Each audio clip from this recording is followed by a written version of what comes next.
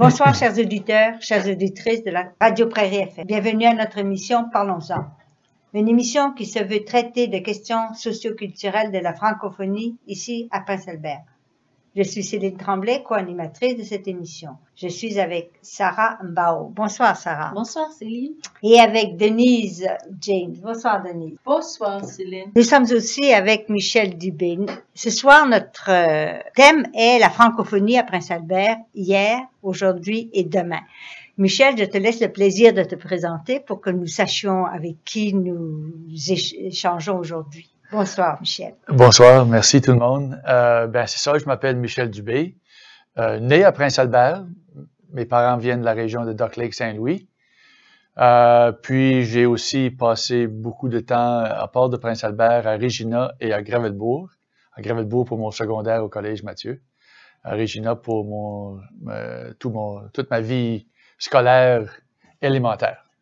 Et je suis présentement à la retraite des affaires, mais je travaille sous contrat pour le Conseil des écoles francescoises, particulièrement sur le projet de l'Académie Rivier. Et sûrement engagé dans d'autres, d'une façon bénévole dans d'autres organismes?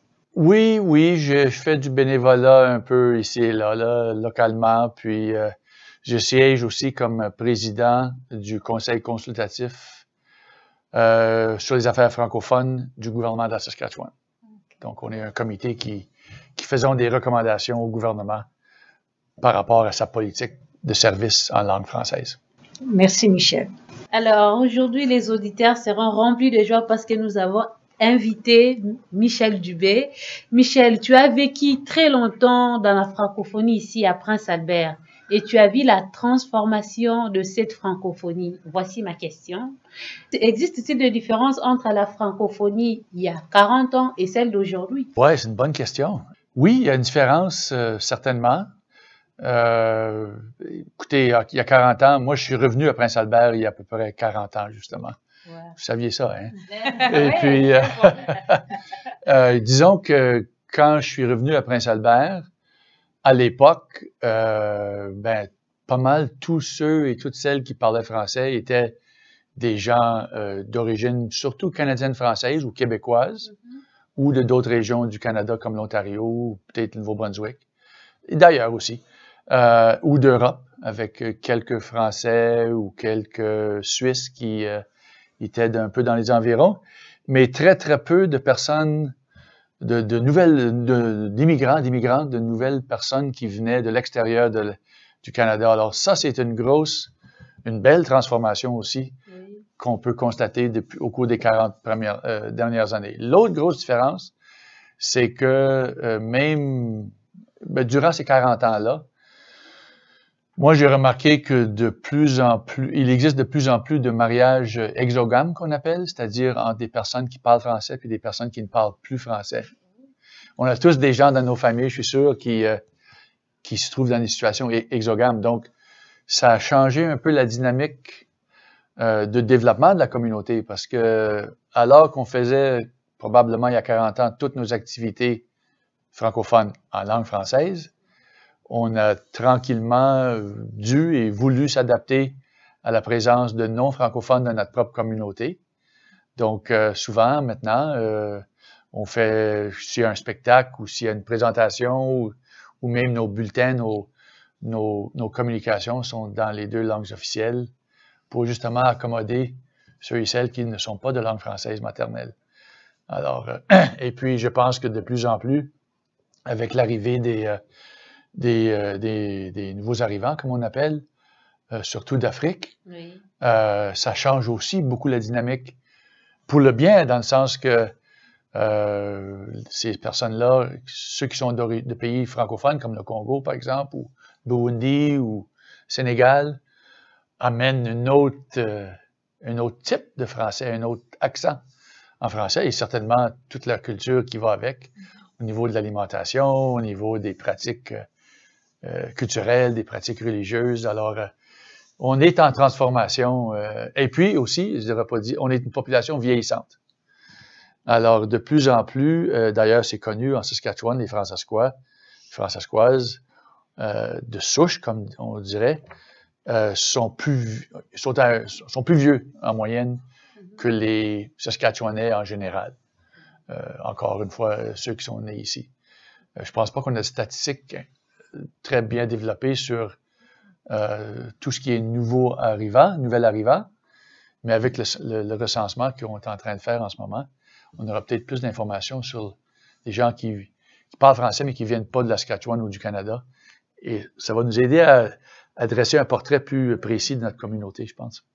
C'est comme si vous étiez en moi, parce que j'avais une autre question par rapport aux immigrants, parce que moi, plus je parle d'immigrants, en tant qu'immigrante, j'ai beaucoup de questions sur ça, et vous avez déjà répondu à l'autre question que vous voulez poser. Donc, je passe la balle à Céline. Merci, Sarah. Moi, pendant que tu étais en train de parler, moi, je me disais, les classes d'immersion, ça a joué un rôle important pour le français, je pense. Hein? Moi, oui. Que je ressens, ouais. Oui, bien sûr, parce que à l'époque, il faut se rappeler que jusqu'en 1968, en Saskatchewan, le français avait été plus ou moins interdit ou prescrit à peut-être 1 heure de français par jour à partir des années 30. Okay? Il y avait eu un gouvernement conservateur qui était anti-francophone. Bon, je ne fais pas un cours d'histoire, comme vous dites, mais en 68, la loi sur l'éducation en Saskatchewan a changé pour permettre l'enseignement du français, même plus qu'1 heure par jour. J'en ai profité de ça. Oui. Mes frères et sœurs plus aînés, ils n'ont pas profité. C'est ça. Donc, ça dépendait des régions, ça dépendait des villages, ça dépendait même des commissions scolaires. Mais, donc, à l'époque, on ne faisait pas la distinction entre écoles d'immersion. C'était toutes des écoles d'immersion. Il n'y avait pas d'école d'immersion puis d'école francophone. Tout l'enseignement du français se faisait selon un pourcentage du curriculum, c'est-à-dire ça pouvait être une école d'immersion qui offrait 20, 30 ou 40% de ses cours en français, ou ça pouvait aller jusqu'à 80%. Bon, ils appelaient type A, type B. Ceux les plus vieux là, comme moi là, vont se rappeler des types A, des types B. Donc, type A étant le maximum, 80%, et type B, c'était une dégression, c'est-à-dire ça pouvait être de 80 à peut-être 20%, exactement. Ça, c'était prescrit dans la loi. Alors, oui, les écoles d'immersion, vraiment, pour les francophones, avant l'arrivée des écoles françaiscoises, comme on dit, et la gestion de ces écoles par les françaiscois, on était tous anglophones et francophones mêlés dans le même système. Et je trouvais ça très intéressant parce qu'on avait l'impression qu'il y avait beaucoup d'anglophones qui étaient intéressés à apprendre la langue parce qu'ils se rendent compte que c'est une richesse d'avoir 2 langues. Tu le vois encore ici dans l'immersion à Prince-Albert. Oui. L'école Sainte-Anne et puis Holy Cross. Et puis Arthur Peachy Oui. et Vickers. Oui. Ils ont tout leur numéro pour l'immersion, c'est toujours bien plus gros que les numéros juste anglais. Oui, c'est vrai, c'est vrai. Alors, les actions menées, quelles sont les actions qui sont menées pour favoriser le développement de la francophonie? Il y a des... Bien, il y en a beaucoup, puis en même temps, il n'y en a peut-être pas assez, je ne sais pas, ça dépend comment on regarde ça, mais disons les actions qui ont été passées, on en a parlé tout à l'heure, la question des écoles. Parce qu'il ne faut pas croire que même pour les écoles d'immersion, les francophones ont dû se battre pour les avoir, à Prince-Albert comme ailleurs dans la province, parce que les conseils scolaires, ça les dérangeait. Un nouveau cours, un nouveau programme, ça prenait des professeurs, ça dérangeait un petit peu. Puis il n'y avait jamais d'entente sur qu'est-ce qui est le meilleur programme d'immersion. C'est-tu 40%, 50%, 80%, suivant les groupes d'âge. Bref.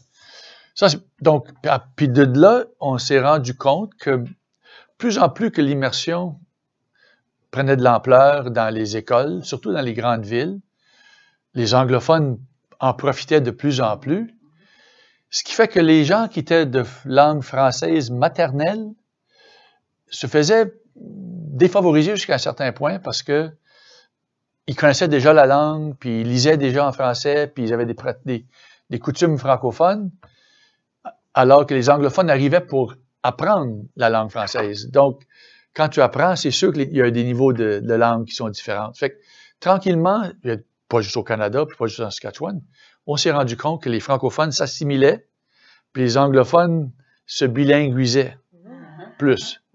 Alors que les francophones qui parlaient déjà français, ils perdaient leur langue parce que le reste de l'école se passait en anglais surtout. Donc, il y a eu tout un mouvement national pour créer des écoles francophones pour les francophones langue maternelle, pour ceux qui voulaient, ceux et celles qui voulaient. Et gérés par les francophones, donc pas gérés par des conseils scolaires anglophones, qui, pas nécessairement de mauvaise volonté, mais ne pouvaient pas comprendre ce que ça prenait pour que les francophones bénéficient au maximum d'un système d'éducation langue première.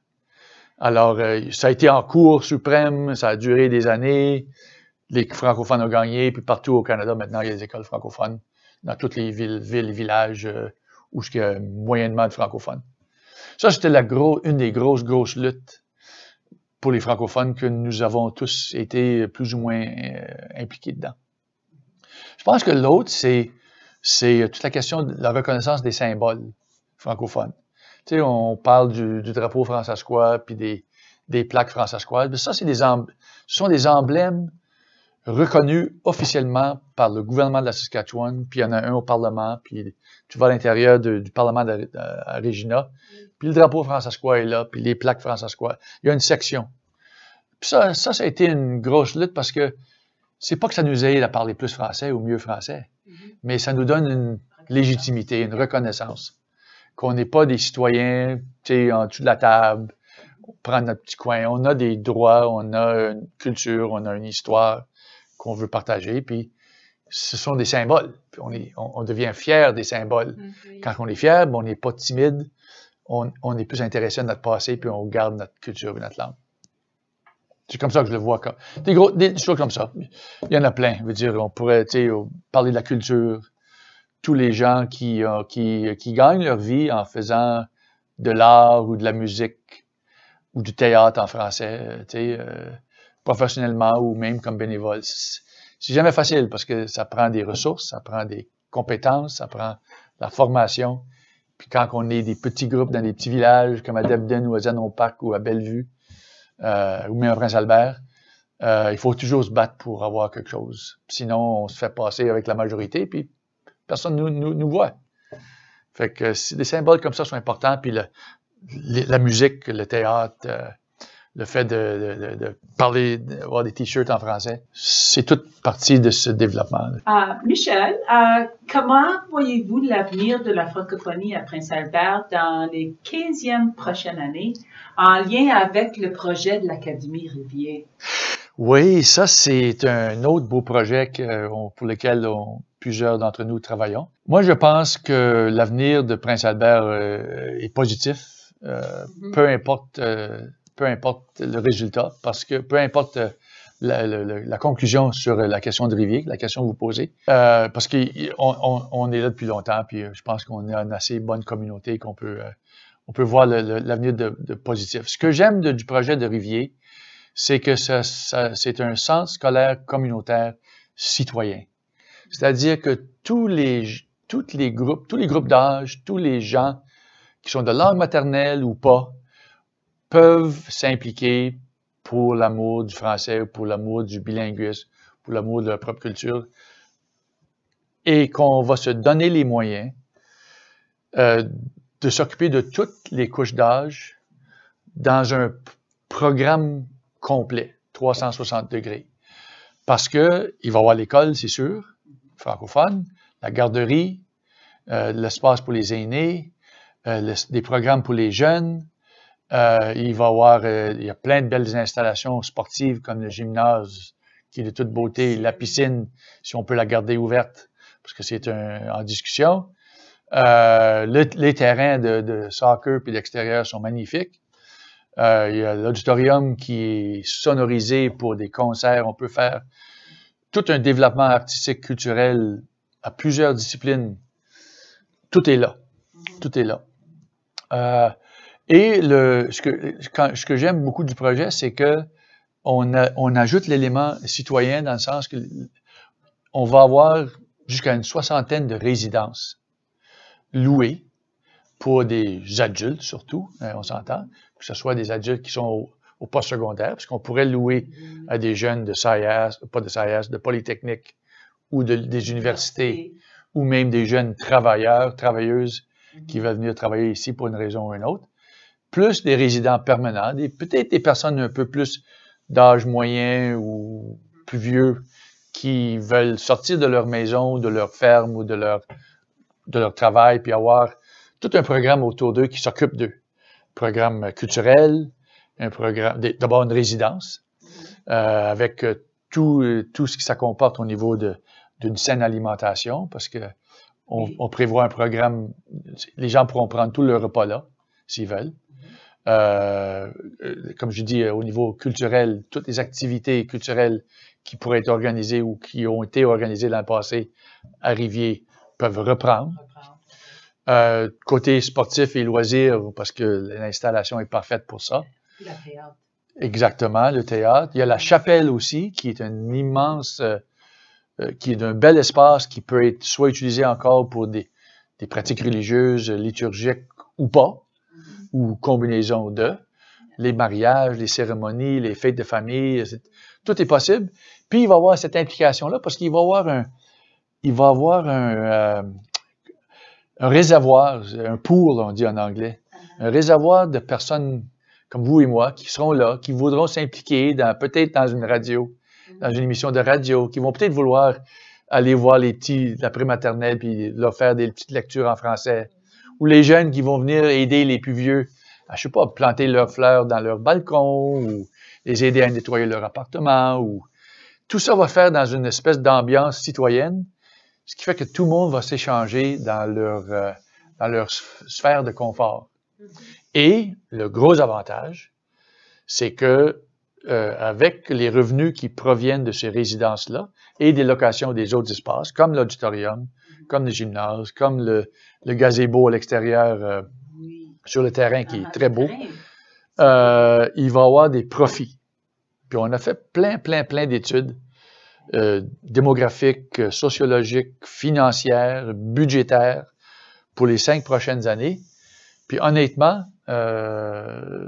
c'est un projet qui est rentable. Ça fait que, puis je pourrais vous donner des chiffres, mais c'est pas ça le but. Le but, c'est de dire qu'avec les profits substantiels qui vont provenir de ce village, on peut réinvestir dans notre propre communauté avec des programmes, justement. On aura de l'argent pour s'acheter des équipements, pour commencer des nouveaux programmes, pour commencer une radio communautaire, pour avoir un coin pour les aînés où ils peuvent avoir leur jeu de cartes, puis leur jeu de société, puis leur filière, puis leurs affaires à eux, qui sont pas besoin d'attendre, d'aller d'une maison à l'autre, tu sais, en ville pour avoir une réunion ou pour aller chercher quelque chose. Tout sera ici pour eux autres. Donc, pardon, moi je pense que l'avenir on va vraiment revitaliser la communauté. Tu nous donnes vraiment envie de nous engager avec toi. J'ai pensé la même chose. Honnêtement, c'est une occasion à ne pas manquer, si on peut l'avoir. Oui. Quelle partie que vous espérez de commencer avec? Bien, écoute, la bâtisse est à vendre. Okay. L'Académie Rivier est à vendre. Les sœurs de la présentation de Marie ont mis tout à vendre, l'entité, le bloc, oui, à vendre. Donc, il va falloir qu'il y ait un achat. Et puis, comme on parle d'une école communautaire citoyenne, les deux probablement devront se faire à peu près en même temps. C'est-à-dire que quand on va rénover l'école, parce qu'il va falloir rénover l'école, c'est une école qui a été construite dans les années 60, les normes de construction, les normes d'emplacement, les espaces, la grandeur des salles, l'accès, les portes, la sécurité, tout est différent. Fait que tout le côté école va être refait au complet. À l'intérieur. Tout va être remodernisé. C'est une bâtisse qui est incroyable, elle est tellement bien construite. En même temps, puisqu'on va être en train en bon français, en train de zigonner avec les égouts, puis l'eau, puis l'électricité pour côté de l'école, il va falloir qu'on fasse les transformations du côté communautaire et résidentiel à peu près en même temps, parce que ça va être une équipe qui va travailler. Parce que si vous parlez des appartements, sont plutôt des chambres pour les âgés. Ça fait que si vous voulez des appartements? Oui, ça va être tous les murs vont être changés. On va essayer de garder le maximum de cloisons que possible sans les détruire, puis en même temps être raisonnable au point de vue de dépenses. Mais il y a des parties que tu n'as pas besoin de toucher. non, il y aura des salles, tu sais, il y a des choses qui sont superbes. Superbes. Oui, oui. La cafétéria, les 2 cafétérias, la cuisine industrielle, nickel. Comme l'auditorium, le gymnase, la piscine, la chapelle, l'entrée. On va peut-être donner un coup de peinture ou d'échanger des tuiles, mais tout est solide. Tout ce qui est mécanique, les chauffe-eau, les systèmes de chauffage, les sœurs ont très bien maintenu toute la bâtisse. Le toit a été refait il y a 5 ans. À peu près, tout est splendide. Ça va être vraiment une revitalisation, puis on aura les moyens d'investir de recevoir des idées de projets et investir dans ces projets-là. Que ce soit des projets locaux ou régionaux, ou même, comme j'ai dit, avec la participation des organismes provinciaux comme l'ACF ou le Conseil culturel, la Troupe du jour, les aînés francescois, l'AJF, les jeunes francescois. Il y a potentiellement tout ça qui peut être ramené ou inséré à Prince-Albert pour faire du développement. On va créer des emplois qui vont être forcément bilingues au moins, avec souche francophone. On va avoir une plus grande école, avec une plus grande garderie. Ça fait que tout va vraiment s'enchaîner, puis ça va prendre quelques années à arriver là. Mais ça va... On nous rassure que même le gouvernement provincial dise qu'ils aiment l'idée. Là, c'est une question de les faire parler d'argent. Mais j'ai eu l'impression qu'ils avaient bloqué encore pour cette année.